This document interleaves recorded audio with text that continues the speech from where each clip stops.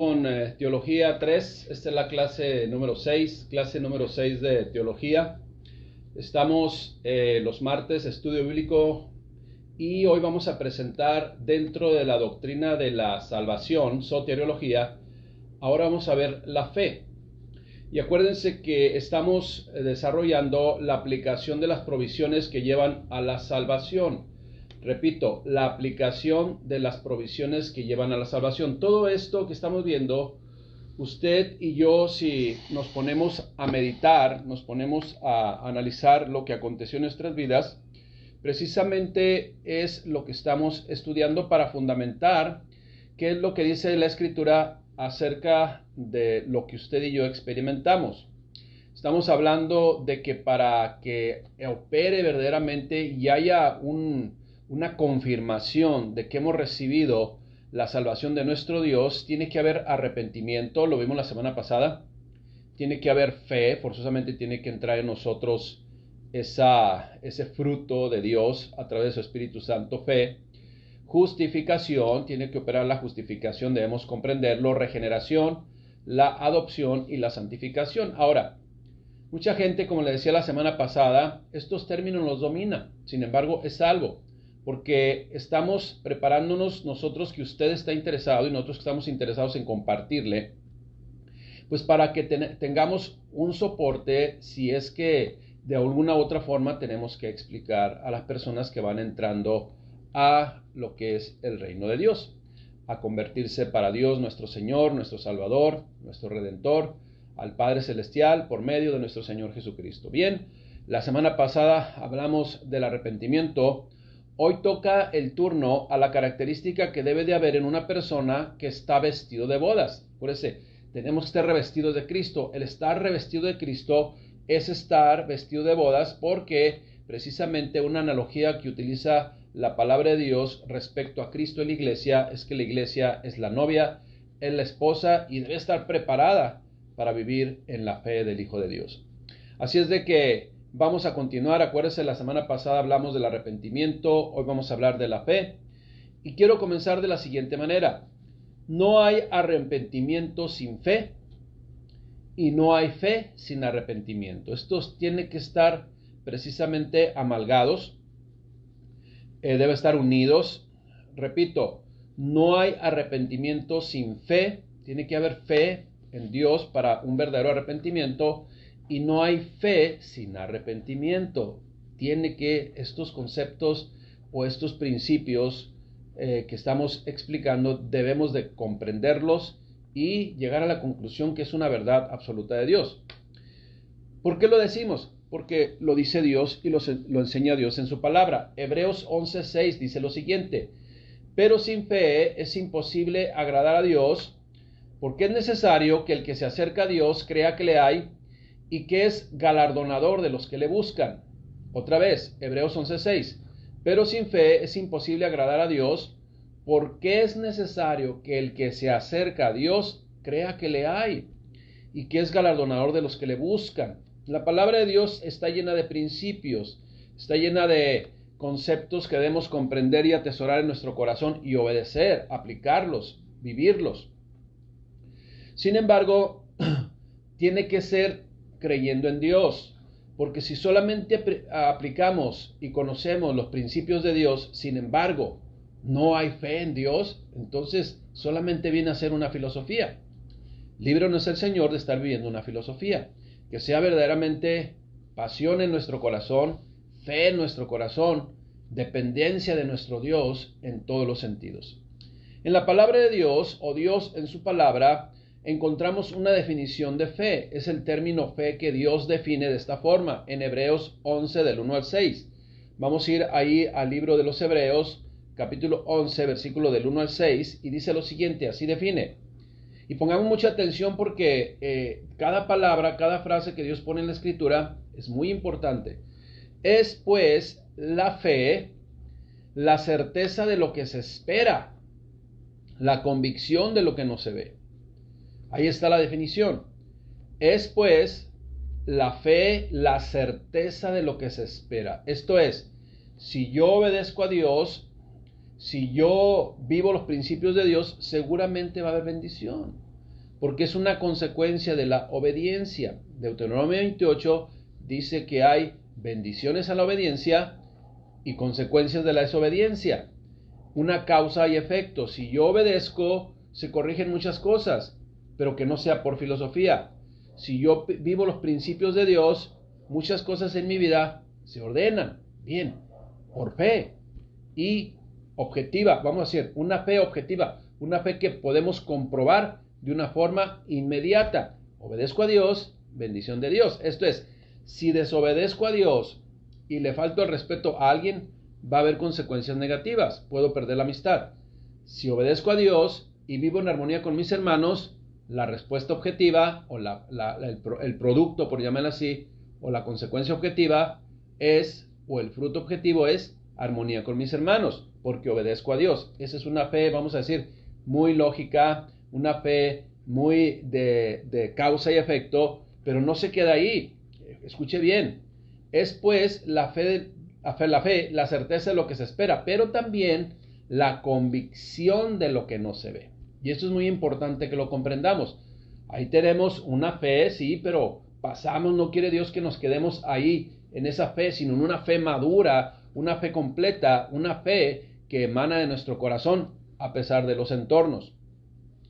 Y a pesar de esos entornos, precisamente aquellos hombres de la fe que sigue ahí en Hebreos 11, versículo 2, dice lo siguiente: porque por ella alcanzaron buen testimonio los antiguos, o sea, dieron buen testimonio de su fe. Por la fe entendemos haber sido constituido el universo por la palabra de Dios, de modo de lo que se ve fue hecho de lo que no se veía. Ahí entra la fe. Hebreos 11:4. Por la fe Abel ofreció a Dios más excelente sacrificio que Caín, por lo cual alcanzó testimonio de que era justo, dando Dios testimonio de sus ofrendas, y muerto aún habla por ellas, o sea, da testimonio de su obediencia. Versículo 5. Por la fe Enoc fue traspuesto para no ver muerte, y no fue hallado. ¿Por qué? Porque lo traspuso Dios, esto es, Dios se lo llevó. Y antes que fuese traspuesto, antes que fuese llevado a Dios al cielo, tuvo testimonio, o sea, dio testimonio, su forma de ser, su forma de conducirse, pues era agradable a Dios. Versículo 6, ahí es donde entra una condicionante. Pero sin fe, mire, aunque obedezca a Dios, como si estuviéramos en la ley precisamente era lo que acontecía, obedecían la ley, pero estaban separados de Dios. Hoy estamos en la gracia. Si vivimos con los principios de Dios, pero sin fe, es imposible agradar a Dios.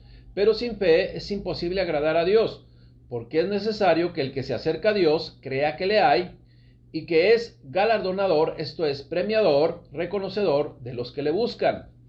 Fe, pues, es del hebreo emuná, y ese concepto, si usted lo encuentra en el Antiguo Testamento, fe, habla o tiene el sentido, de certeza, de firmeza, de fidelidad, de lealtad, de convicción de Dios. Entonces, ese es. Génesis, por ejemplo, 15:6 dice: y Abraham creyó, y creyó a Jehová y le fue contado por justicia, haciendo alusión a Abraham. Y cuando dice creyó, precisamente está diciendo, y Abraham emuná a Jehová y le fue contado por justicia. Abraham creyó a Jehová y le fue contado por justicia, porque creer quiere decir tener la certeza, tener la firmeza, tener la convicción de que Dios es el que tiene en su poder todas las cosas.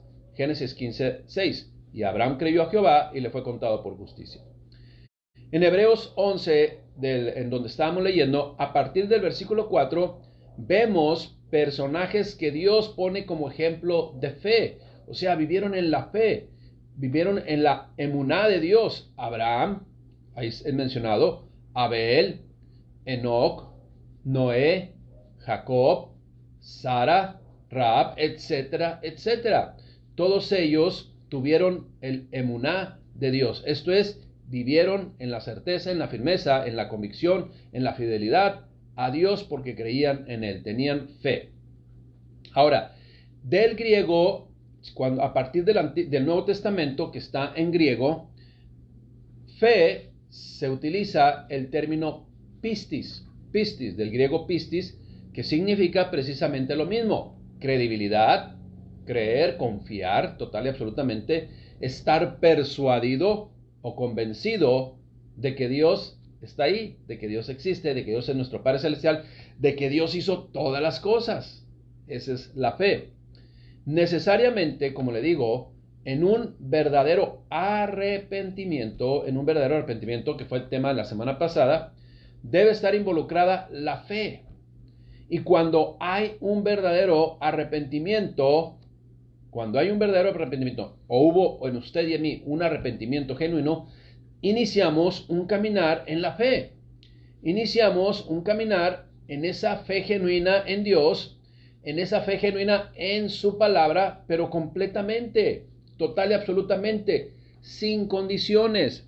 Cuando una persona lee la Escritura, o se le comparte la Escritura, o se le lee un versículo de la Escritura y dice, sí, pero, ese pero implica que esa persona tiene más poder, tiene más autoridad, es más grande que Dios mismo que está diciendo su palabra. Tengamos cuidado con esos peros, porque si nosotros cuestionamos a Dios, quiere decir que nosotros nos ponemos arriba de Dios. Acuérdese, el hombre no hizo a Dios, el hombre no hizo a Dios, Dios fue quien hizo al hombre. En las filosofías de este mundo, en una fe totalmente efímera, pasajera, superficial, humana, el hombre cree a Dios y hace con Dios lo que él quiere o lo que él desea. ¿Se puede hacer eso? Definitivamente no. En una filosofía de la fe humana del hombre, pues sí se puede hacer, pero porque ellos crean un Dios, con D minúscula obviamente. Pero nosotros en esa fe, en ese arrepentimiento, en esa entrega, para que podamos alcanzar y estar viviendo y experimentando la salvación, soteriología, tenemos que estar convencidos completamente que Dios es el Señor, es el Todopoderoso, la palabra de Dios es su voluntad, y entonces, sin condiciones, la obedecemos. Ahora pregunto lo siguiente, porque a lo mejor usted ha escuchado lo siguiente: es que tú tienes poca fe. Es que tú tienes mucha fe.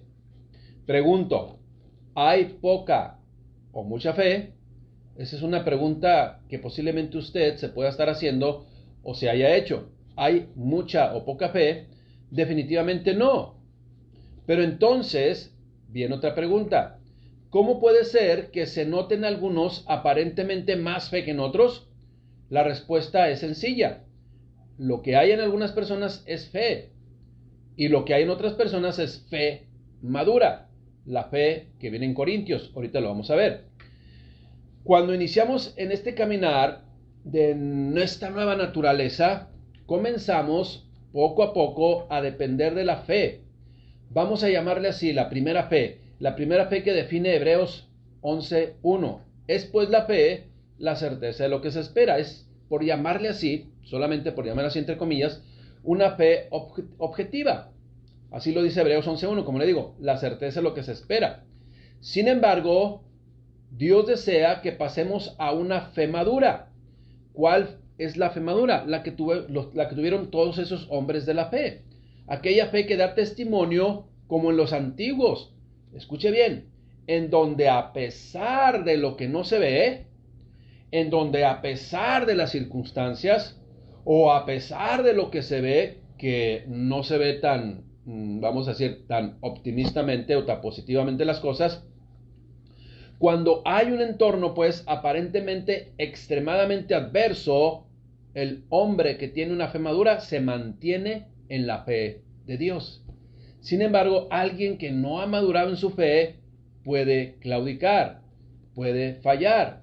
Es lo mismo que lo que sucedió cuando estaban en la barca. Hombres de poca fe, le dice el Señor Jesucristo a los discípulos. Hombres de poca fe. Ahora, usted va a decir, pero ahí dice poca fe. Bueno, acuérdese que las traducciones quieren darle el sentido, pero muchas veces no dan el sentido correcto o no utilizan la frase correcta. Ahí, si usted y yo vamos al original, acuérdese, si vemos en hebreo qué es fe, es pistis, fe. Y si vamos al original, en esa frase que dice hombres de poca fe, no dice poca pistis, no, dice apistis. Y usted sabe que la preposición a, antes de una frase en donde sí se puede aplicar, apistes, es una preposición de negación. O sea, pistis es fe, apistis es sin fe. No hay poca fe, pues, o mucha fe. En realidad hay fe y fe madura. En Mateo 17:20, como le digo, su término original es apistía o apistis y hace referencia no a poca fe, sino a incredulidad, a infidelidad, a falta de o a desobediencia. Apistis, no creyeron. ¿Creemos o no creemos? ¿Tenemos fe, pistis, o no tenemos fe, apistis? Pero no hay poca o mucha fe. Lo que sí hay, como le digo, es fe y fe madura. Volvamos pues a Hebreos 11:6. Sigue diciendo, o vamos a leer otra vez. Es pues la fe, por eso debemos de poner atención, mucha atención, analice esto. Es pues la fe, la certeza de lo que se espera, eso es pistis, ¿sí? Pero pistis, vamos a decir, común y corriente. Pero ahí no quiere Dios que nos estanquemos, sino la convicción de lo que no se ve. Insisto, al principio expliqué eso. Si todo va bien, tengo fe. ¡Qué bueno! Pero cuando no todo va bien, entonces aplica la convicción de lo que no se ve. No se ven las cosas claras, pero ahí está Dios. No se ve que están las cosas bien. Mira nada más el desorden, mira nada más la violencia, mira nada más el mundo totalmente en un decaimiento. Dios perdió el control. No, esa es la fe. Dios tiene el control de todas las cosas. El que perdió el control es el ser humano, como siempre en toda la historia.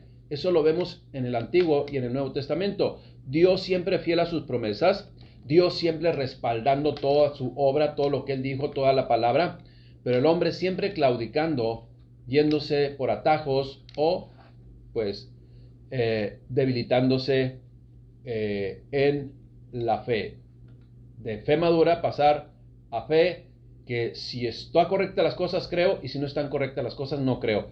Esa no es la fe de Dios.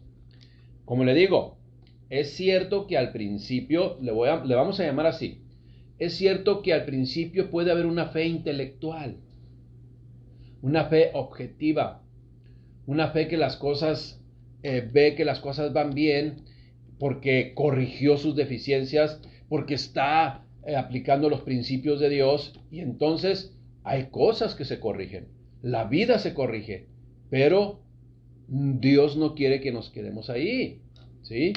Por ejemplo, una gente va a decir, una persona va a decir, una familia va a decir, Dios es bueno y tengo fe en Él porque me sanó a mi hijo, ahora sí tengo fe. O sanó a mi hermano, o sanó a mi primo, o sanó a mi padre o a mi madre, sí tengo fe. Entonces es la certeza de lo que se espera. Pero acuérdese, Dios no quiere que nos quedemos ahí, quiere que tengamos una fe madura. Pero cuando no lo hace, cuando se ora, se dobla rodilla y el hijo sigue enfermo, o la mamá sigue enferma, o el hermano sigue enfermo, o hasta inclusive falleció, ¿qué pasó con la fe? Ahora no creo. Entonces ahí aplica apistis, no hay fe. Pero la fe madura, iglesia, la fe madura, hermano, es no importa las circunstancias, yo creo. Esa es la fe a la cual Dios nos quiere trasladar. A una fe madura en donde no importando las circunstancias, en donde no importando qué situaciones están aconteciendo, yo tengo fe y permanezco de pie delante de su presencia, no porque yo pueda sostenerme, sino porque Él me sostiene y yo le creo. Es cierto, como le digo, al principio puede haber una fe intelectual, pero después hay una fe del corazón, hay una fe que cree en Dios a pesar de las circunstancias. Dice la palabra de Dios en Oseas 11:4. Escuche bien, Oseas 11:4. Con cuerdas humanas los atraje, con cuerdas de amor. Y fui para ellos como los que alzan el yugo de sobre su cerviz, esto es, los liberan, y puse delante de ellos la comida. Esto es, te soporté en la fe, en las pruebas, ¿sí? Y Dios mostró objetivamente que ahí estaba.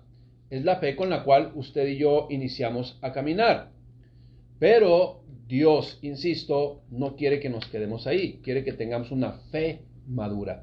Primera de Crónicas 16:12 dice lo siguiente, Primera de Crónicas 16:12, hagan memoria de las maravillas que ha hecho, de sus prodigios y de sus juicios de su boca. ¿Ya se dieron cuenta todo lo que ha hecho Dios? Sí. Bueno, es una fe posiblemente objetiva, por llamarla así, una fe intelectual, una fe que requerimos una prueba pues para creer. Nuestro Señor Jesucristo hizo milagros. Nuestro Señor Jesucristo realizó hechos asombrosos y sobrenaturales que maravillaron a muchos. Esto es, comprobaron, vieron con sus propios ojos objetivamente y creyeron en Dios por las maravillas que hizo Jesucristo. Pero si ellos se quedaron ahí, solo permanecieron en esa fe de los sentidos, por llamarle así, en esa fe objetiva e intelectual. Sin embargo, reitero, Dios desea que avancemos hacia esa fe madura, que es la fe que tiene convicción de lo que no se ve. O tiene convicción a pesar de lo que se ve. Esa es la realidad. Ahora, ¿cómo avanzamos en la fe? Vamos a llamarle, ¿cómo pasamos de una fe objetiva, una fe que yo creo porque Dios me lo demostró todo, ¿verdad? Escuchó mi oración y respondió mi oración y tengo fe. Pero, ¿cómo vamos a pasar, cómo vamos a avanzar de la fe esa en donde sí escuchó tu oración y sí te respondió rápidamente, a seguir creyendo cuando Dios te escuchó la oración, pero no te ha respondido? O sea, esa es la fe madura. ¿Vivimos en la fe madura o solamente en la fe de un bebé? En la fe con la cual todos iniciamos. Acuérdense, queremos que nuestra fe madure, expongamos nuestra vida a la palabra de Dios. Expongamos todo lo que somos a escuchar el mensaje de Dios para que entonces la fe se convierta en fe madura. Así dice Romanos 10:17. Así que la fe es por el oír y el oír la palabra de Dios. Escuchamos la palabra de Dios, Dios abre nuestros oídos espirituales, viene la fe, pero tenemos que seguir escuchando constantemente la palabra de Dios, seguir edificándonos y fortaleciéndonos en la palabra de Dios, para que esa fe sea una fe madura. No una fe que claudique ante las adversidades, sino una fe que permanezca ante las adversidades. El conocer, pues, y exponer nuestro corazón, nuestra mente, todo lo que somos a la palabra de Dios, nos encamina hacia una postura de creer incondicionalmente a pesar de las circunstancias. Mire, nadie de nosotros sabemos qué acontecerá en un futuro en nuestras vidas. Nadie.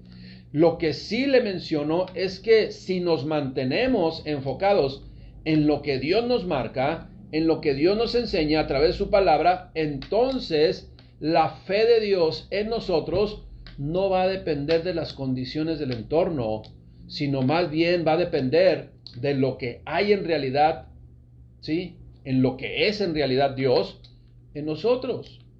Su fe, la fe de Dios, esa es la que debemos nosotros abrazar. No olvidemos, iglesia, que la fe es un fruto del Espíritu. Gálatas 5:22 así lo manifiesta. Mas el fruto del Espíritu es amor, gozo, paz, paciencia, benignidad, bondad, fe, fruto del Espíritu. Viene el Espíritu de Dios sobre ti. Apertura nuestro corazón a la fe, apertura nuestra mente con la fe, en la fe de Dios para confiar en Él.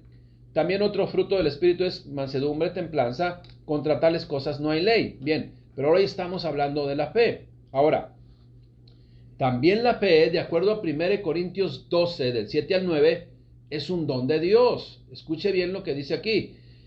1 Corintios 12, del 7 al 9.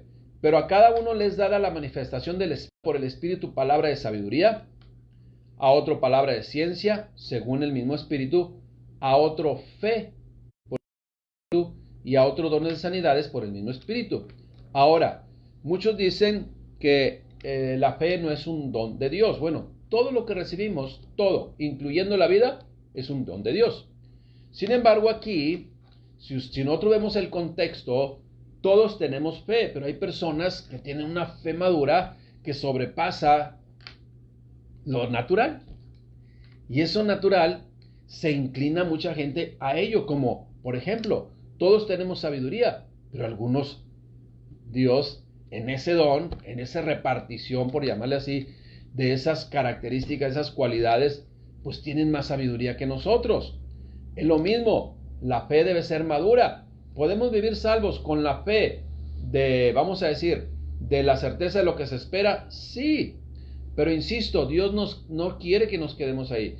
Por eso entonces, un aspecto que sucede en la vida del creyente es que vienen y se manifiestan los dones de Dios, viviendo en la fe madura, en ese don de la fe madura que Dios reparte a través también de su Espíritu Santo. Iglesia, fíjese bien, un comentario, lo voy a leer textualmente. El don de fe representa una forma única de fe que va más allá de la simple creencia o la fe salvadora. La fe madura consiste en una confianza sobrenatural que no alberga la más mínima duda en torno al asunto de que se trate, no importando las circunstancias, iglesia. Muy bien, espero que estemos comprendiendo esto que estamos hoy compartiendo con ustedes, que es la fe. Escuche bien, pero también es necesario saber y aclarar que hay fe que salva. Escuche bien porque eso es muy importante. Es necesario aclarar que hay fe que salva y hay fe que no salva. ¿Cómo explicamos esto? La única fe que salva es la fe en nuestro Señor Jesucristo, que forzosamente nos lleva a obediencia, a creer en Él total y absolutamente.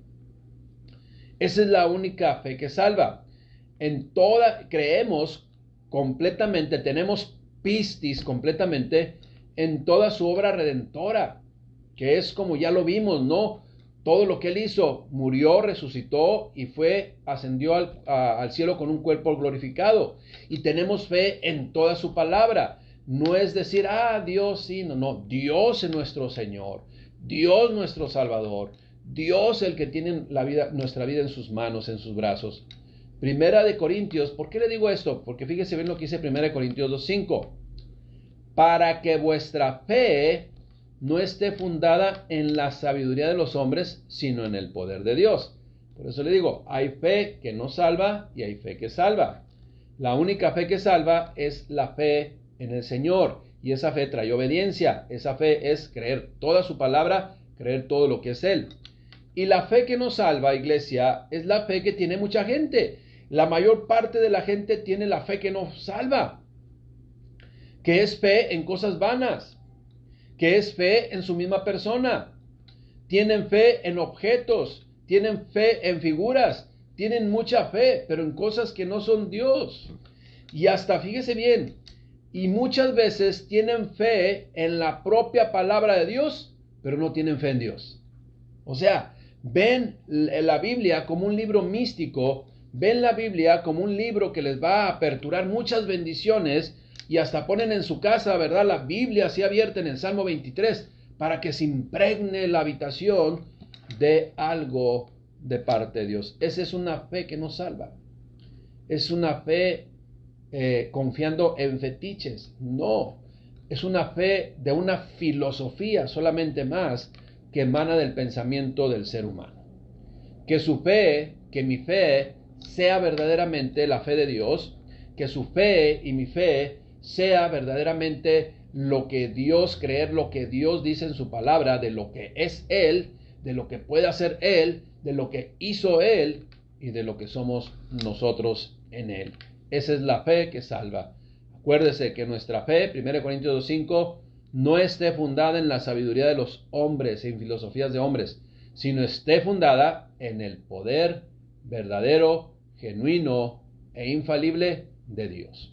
Iglesia, que la fe en la que soportamos nuestra vida sea la fe de nuestro Dios, Padre, y de nuestro Salvador, Jesucristo. Amén.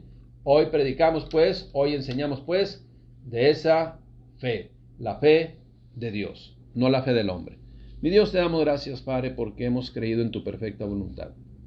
Gracias, mi Dios, por poner en cada uno de nosotros ese fruto que es la fe, fruto de tu Espíritu Santo. Pero también, gracias Padre, porque no nos quedamos solamente como bebés creyendo sí en las cosas que vemos, sino también creyendo en las cosas que no vemos o a pesar de las cosas que se ven. Esa fe madura que emana, mi Dios, también de tu Espíritu Santo, pero ahora como un don que sobrenaturalmente es investido en nuestro ser para creer, mi Dios, en todo tiempo y en todo momento una fe madura como la que tuvieron nuestros antepasados que dieron su vida por el Evangelio. Ellos tuvieron y denotaron, por eso en Hebreos, Padre, dejaste por escrito que dieron testimonio de esa fe genuina y verdadera, madura, a la cual todos nosotros debemos estar anhelando y alcanzando y viviendo en ella. En el nombre de Cristo Jesús te damos gracias, Rey bendito.